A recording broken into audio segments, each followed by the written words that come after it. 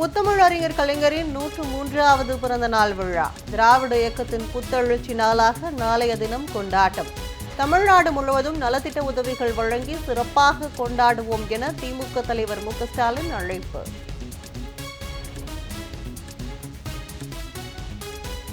தமிழ்நாட்டில் ஆரணி, ஆம்பூர், ஸ்ரீவில்லிபுத்தூர் உட்பட பல்வேறு இடங்களில் பலத்த காற்றுடன் கனமழை. மின்சாரம் துண்டிக்கப்பட்டதால் பொதுமக்கள் அவதி. இசைஞானி இளையராஜாவின் 83வது பிறந்த நாளை ஒட்டி வாழ்த்து தெரிவிக்க கோடம்பாக்கம் ஸ்டுடியோவில் குவிந்த ரசிகர்கள். நீண்ட வரிசையில் காத்திருந்த ரசிகர்களுடன் புகைப்படம் எடுத்து வாழ்த்து பெற்ற இளையராஜா.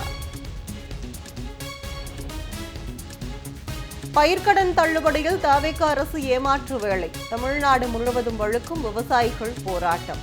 பயிர்க்கடனை முழுமையாக ரத்து செய்யாவிட்டால் தலைமை செயலகத்தை முற்றுகையிடுவோம் என விவசாயிகள் பகிரங்க எச்சரிக்கை.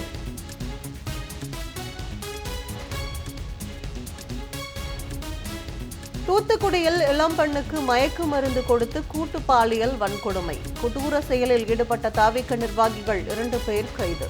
தவிக ஆட்சியில் சந்தி சிரிக்கும் சட்டம் ஒழுங்கு சீர்குலைவால் மக்கள் அச்சம்.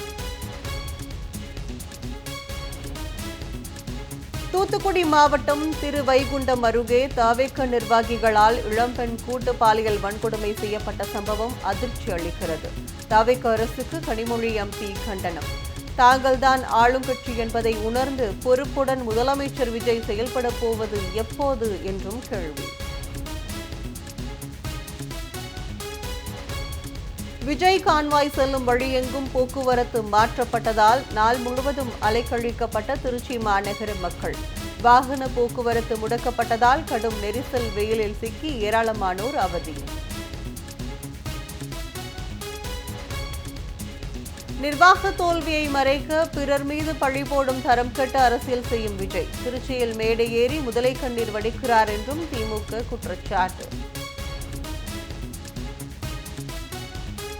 மயிலாடுதுறை மாவட்டம் சீர்காழியில் ஐடி ஊழியர் வீட்டின் பூட்டை உடைத்து தங்கம் மற்றும் வைர நகைகள் கொள்ளை. தவிக ஆட்சியில் அதிகரிக்கும் கொள்ளை சம்பவங்களால் மக்கள் அதிர்ச்சி.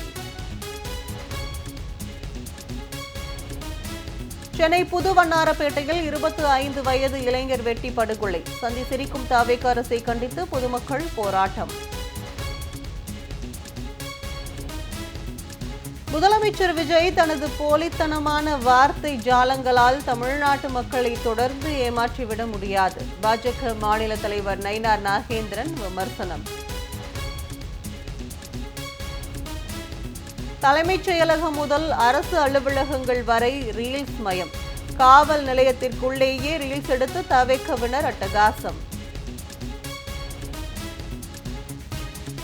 நிர்வாக தோல்வியை மறைக்க பிறர் மீது பழி போடும் தரம் கெட்ட அரசியல் செய்யும் விஜய். திருச்சியில் மேடை ஏறி முதலை கண்ணீர் வடிக்கிறார் என்றும் திமுக குற்றச்சாட்டு. நீட் வினாத்தாள் கசிவு வழக்கில் கைதான மேலும் 3 14 நாட்கள் நீதிமன்ற காவல். டெல்லி உயர்நீதிமன்றம் உத்தரவு.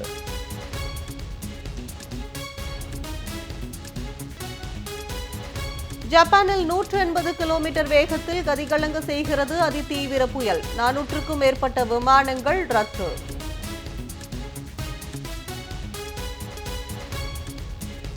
ஐநா பொதுச்சபையின் 81வது கூட்டத்தொடர் தலைவருக்கான தேர்தல். வங்கதேசம், சைப்ரஸ் நாடுகள் நேரடி போட்டி.